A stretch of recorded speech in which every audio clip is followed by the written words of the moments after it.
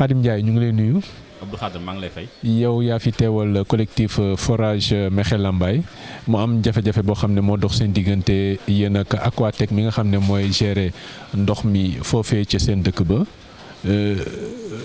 yorin beeg melokaanu ndox meeg ak niñ koy doxaleek yëpp am na loo xam ne boole na leen ak Aquatech lan la exactement. voilà li ñu boole mooy balaa may tàmbali d'abord dama lay gërëm di la sant ci invitation bi nga ñu defal. ci turu collectif bi ci turu suñu président Pam Ndiaye ñoo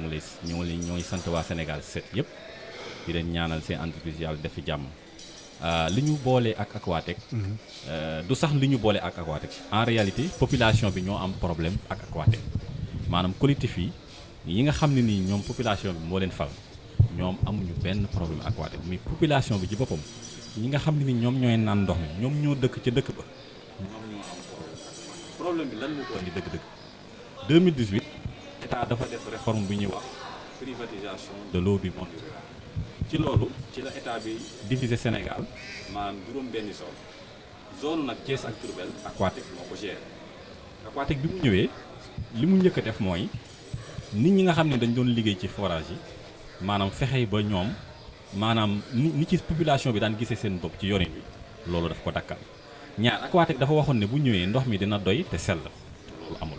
Aquatech dafa waxoon ne tamit dina def entretien maanaam matériel yu forage bi bu ko defee ku ne gis na ne affaire forage dafa demander entretien ak lépp loo xam ne nii mën nañ ko def ngir yorin wi sell loolu amul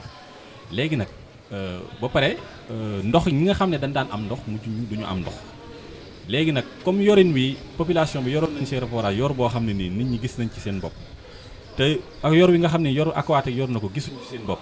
te wax dëgg yàlla li nga xam ne mooy objectif bi nga xam ne nii moom lañ ko joxe forage yi muy ndox mi sell te doy loolu amul population bi nag daay jóg taxaw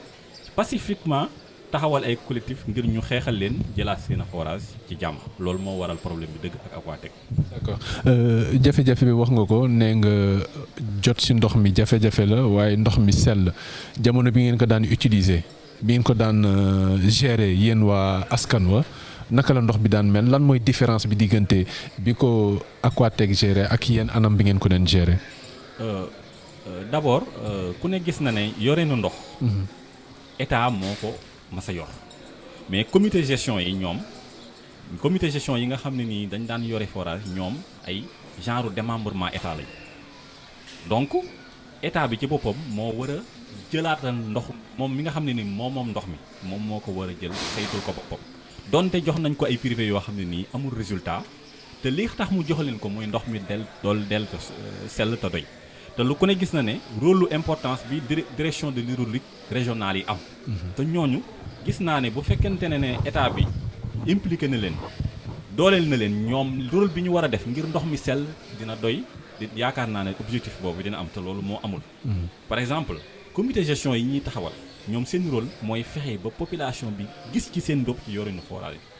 ba pare gis ci seen bopp maanaam gis ci seen bopp mooy premièrement ñu xam ne forage bi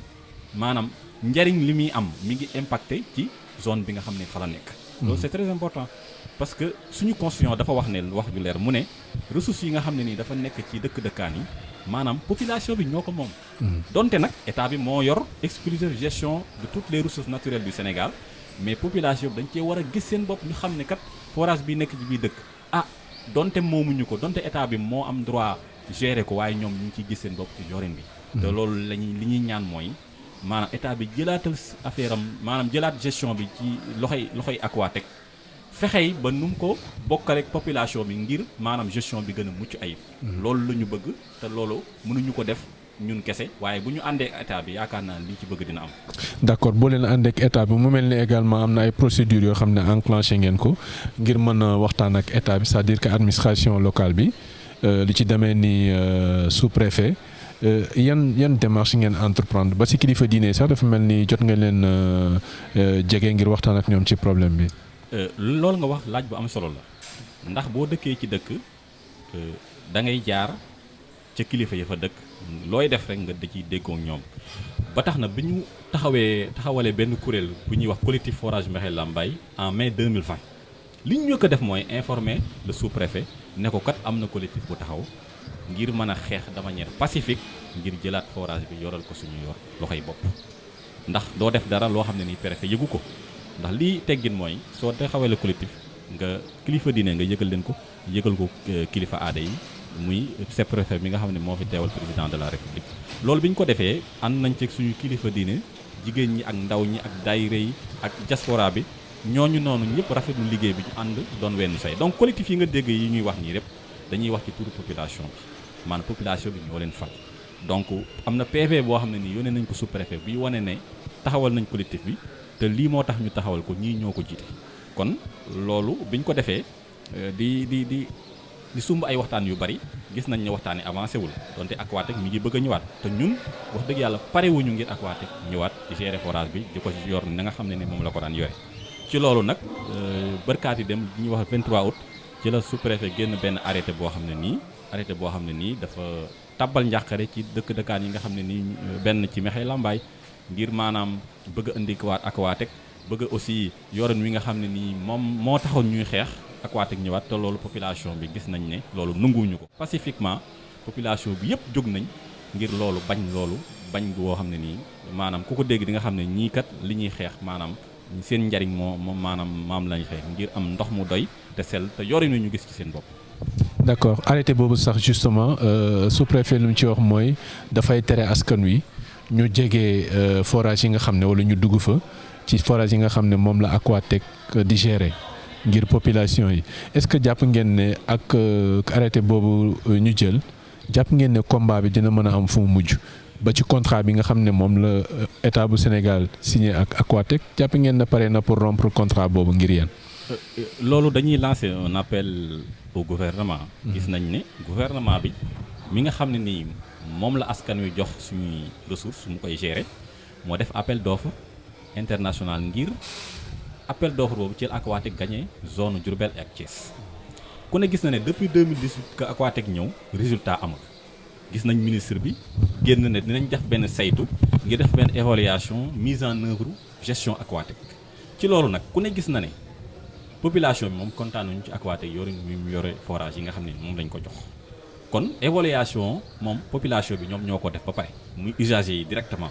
kon évaluation bi nga xam ne ni ministre bi moom la commandité li ñu wër mooy ba fekkente ne déglu nañ ñi mu war a déglu dinañ gis ne Aquatech moom lii nga xam ne ni mooy li yanu maanaam mooy ñu rompre son contrat te loolu yaakaar naa ne nguur gi kese moo ko mën a def ñun nag li ñuy bëgg nii dañu koy bëgg ci waxtaan ci concertation ak di ñaan nguur gi di def plaidoyer auprès du gouvernement ngir ñu mën a seetaat dëgg-dëgg yorinu Aquatech fexe ba waxuñu ne sax ñun forage yi ñoom ñoo ko war a yor yu mel noonu waaye lu ñu bëgg mooy état bi joxaat gëdd population bi ngir lépp lu mu fay defati rek mu jël leen def leen ci biir di nas ak ñoom di noter ak ñoom di dogal ak ñoom jàpp naa ne loolu mooy décentralisation. kon li ma jàpp mooy ne yéen Aquatech dafay gérer mais boolewu leen ci yéen. waaw mais Aquatech moom entreprise la boo xam ne dafa am ay employés am na ñu ko mën a defal entretien wu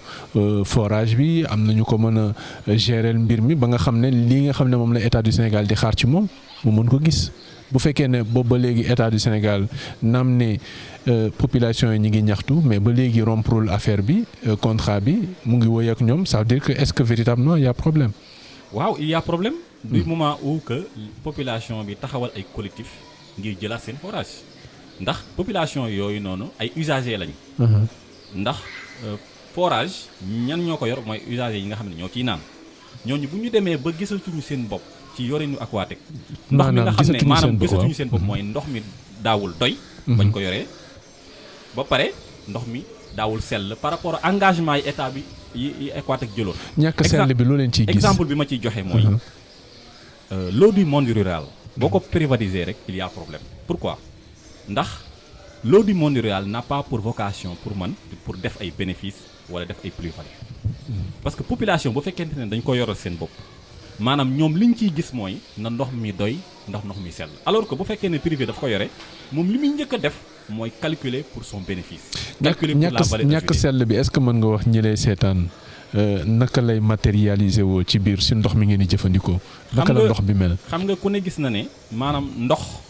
forage du kese du benn dispositif. Parmi lesquels il y a les canaux d'évacuation des eaux. te ku ne gis na ne canaux yi day am calcaire.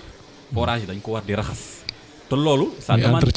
entretien bi donc loolu noonu ça demande des moyens donc bu fekkente ne yow da nga koo jox koo xam ne nii doo ko contrôler ba pare li muy bëgg mooy def bénéfice sur l'eau du monde rural moom en réalité qualité ndox mi wala usage satisfaction des usagers moom loolu c'est pas son objectif. oui mais ni nga ko joxee dañ ko jaarale ci benn appel d'offre boo xam ne il y a des critères certainement sans nul doute. Ouais. Donc bu fekkee ne dem nañ ba jox Aquatech zone bu Thiès ak Diourbel ça veut dire que effectivement respecté na critères yooyu ba tax état bu Sénégal jox ko kon ça veut dire que en réalité am nañu capacité peut-être gérer forage yi wala. xam nga boo defee appel d'offre da ngay am yaakaar booy def appel d'offre da ngay def terme de référence pour ne lii ku ko def kat dinaa la jox concession bi léegi nag lii war waaye état mooy su ma la joxee marché pour gestion après dama la war a contrôler ba xam yow li ma amoon ci yow yaakaar ba jël la ngay gérer ndax mën nga ko wala déet loolu nag la état bi war a def te bu ko defee am nañ ci yaakaar ne du ci kontaan ci gestion Aquatech parce que usagers yi nga xam ne nii ñoom ñooy les principaux acteurs de l'hydraulique du monde rural parce que ñoom ñooy naan ci ndox mi. mais yéen pourquoi plaider wu leen pour évaluation bi au lieu ngeen bëgg a ñëw brutalement ñu rompre kii contrat beeg moom Aquatech. ñun nag suñu marge de manœuvre dafa limité wu. parce que ñun li association lañ collectif lañ li ñu mën mooy attirer attention état bi à travers de la documentation bi ñu taxawalee suñu collectif dañu bind benn mémorandum boo xam ne nii def nañ ci problème yi nga xam ne nii gis nañ ne moo ñu boole ak Aquatech bu ko defee état bi xam ne ñii nii li ñuy wax am na fu ñu ko teg comme que état bi moo defoon appel d'offre ngir jël Aquatech état bi bu gisee ne usagers yi am nañ ab problème Aquatech li mu njëkk a def mooy def évaluation saytu ba xam li tax ñu jëloon ko mi ngi ci loolu nag pour nga def ko faaw nga ñëwaat ci population interroger lañ te ñun depuis ñu ne am na évaluation de la gestion d'Aquatech wala de gestion des concessionnaires ñun gisuñu leen sur le terrain ñuy def évaluation directement ñu laaj leen est-ce que yéen kontaan ngeen ci gestion Aquatech wala déet est-ce que bëgg ngeen ñu rompre le contrat avec l'État. Oui, mais évaluation bi est-ce que si biir bon c'est vrai que war nañ mën a demander usagers yi ndax am nañ satisfaction aussi li ñu leen di servir mais jàppoon ne véritablement d'une manière technique évaluation bi ça doit se passer ci li nga xam ne moom la Aquatech di gérer loolu peut-être daf nañ ko yëgu leen ko qu'en est-il. Voilà loolu bu amee ñun yëguñu ko il y a problème parce que de la territorialisation des politiques publiques mënoo def évaluation de la gestion Aquatech qui gère l'eau du monde rural de la région de Diourbel ak Thiès te usagers yi nga xam ne ñoom ñooy les parties prenantes principales yëguñu ko il y a problème ñi nga xam ne ni ñooy nekk au cœur du dispositif que sont les usagers des forages ñoom yëguñu ne évaluation am na interroger ñu leen de manière directe. D'accord ñooy les parties prenantes ok léegi est-ce que mën nga ñu wax avant que Aquatech di ñëw naka ngeen doon gérer yéen askan wi noo leen doon gérer forage yi. Voilà xam nga avant Aquatech di ñëw c'est les comités de gestion des forages qui géraient les forages avant l'arrivée de Aquatech. Même si fekkente ne comité de gestion yi ils ne sont pas parfaits mais population bi xamoon nañ ne gestion forage yi nii au moins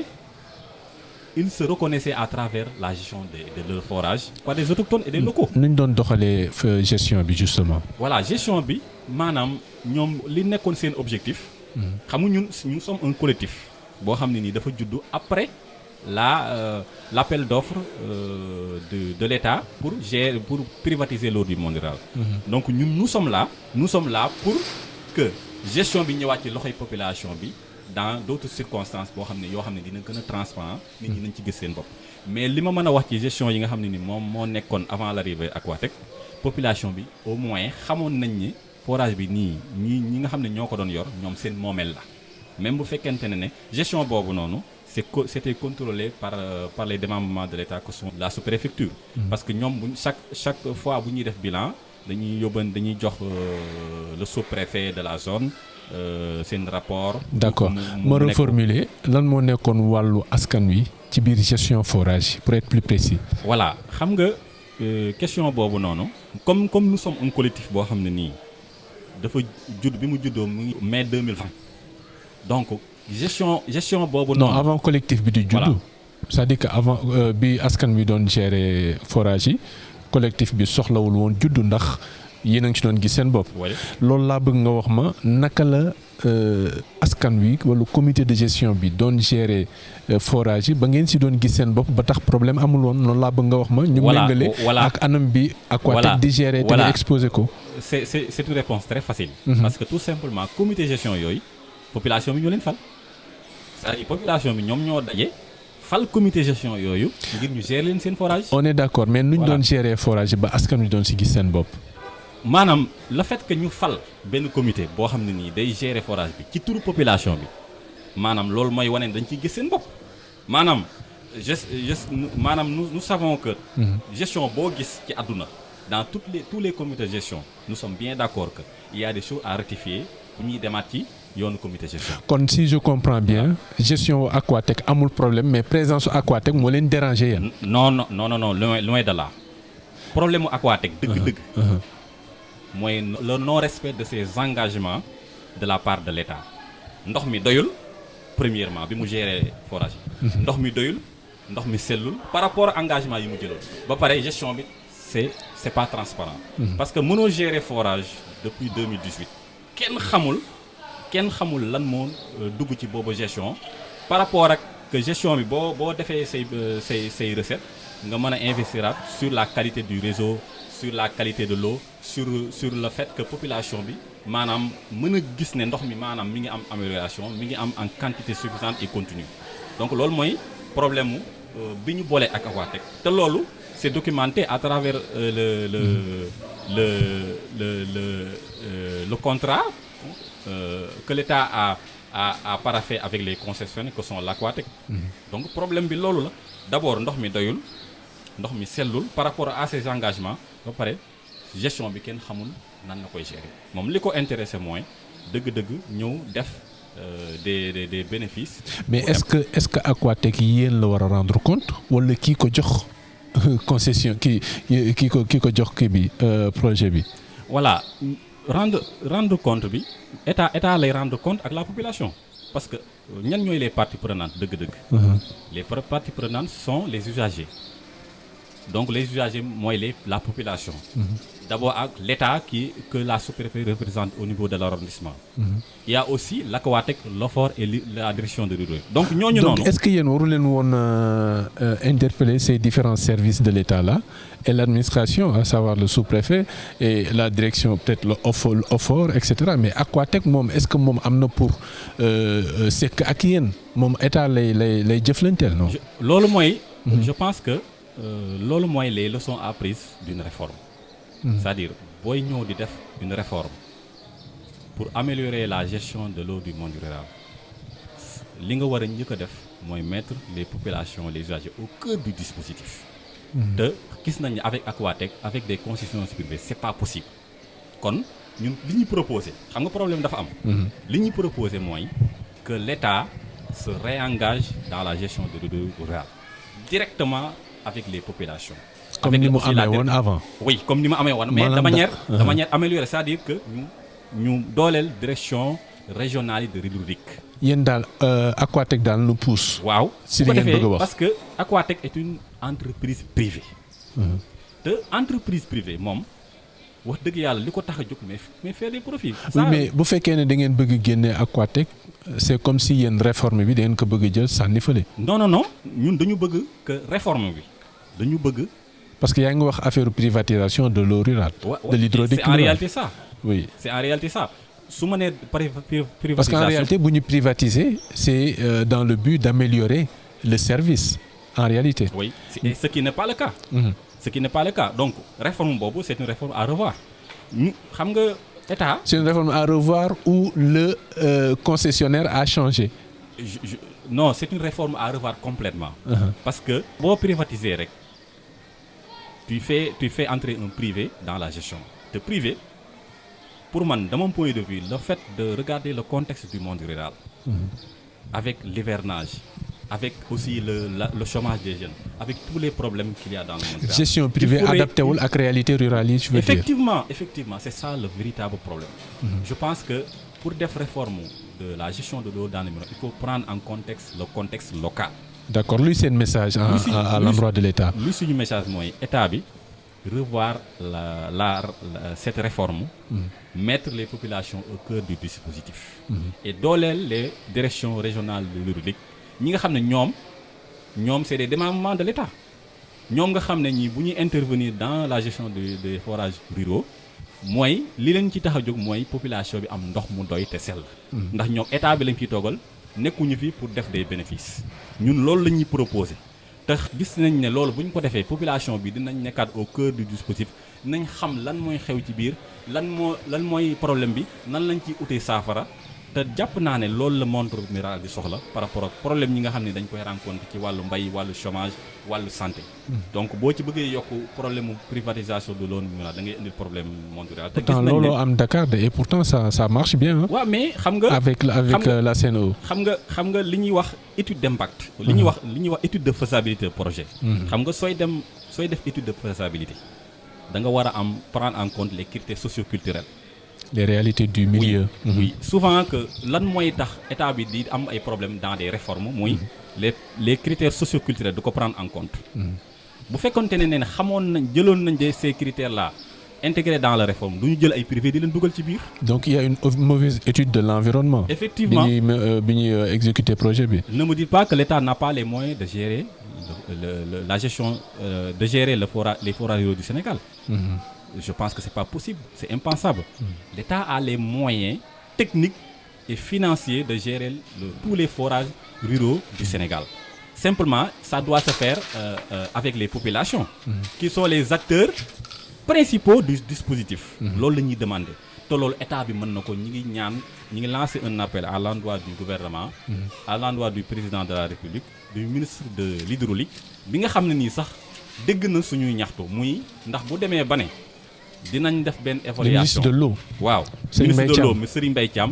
moom mi nga xam ne ni gis nañ ne dégg na suñuy ñaxtu mooy dem na ba ne dinañ seetaat gestion aquatique kon problème am na dinañ seetaat gestion aquatique kon problème am na. mais dans toute gestion war na am évaluation war na am audit. donc c'est dans le seetaat normal mooy des choses. saytu ko évaluer ko te buñ ko évaluer wér nañu ne dinañ gis ne population bi li leen gënal mooy aquatique dem ci njëkk ak teranga ñu jël les directions de l'État ñu ak population ñu gérer les forages de manière transparente de manière inclusive et c'est très important l'inclusivité population bi di gis seen bopp ci gestion bi te loolu c'est très important état bi di ko bàyyi xel te gis nañ ne rafet nañ ci njort ne état bi dinañu dégg. d'accord ma jaajëfal bu baax Khadim Ndiaye. man maa lay remercier bu baax ci invitation bi. di remercier aussi l'ensemble des collectifs de l'arrondissement. yi nga xam ne nii Njaañ Mexey Lambaay nga xam ne dañoo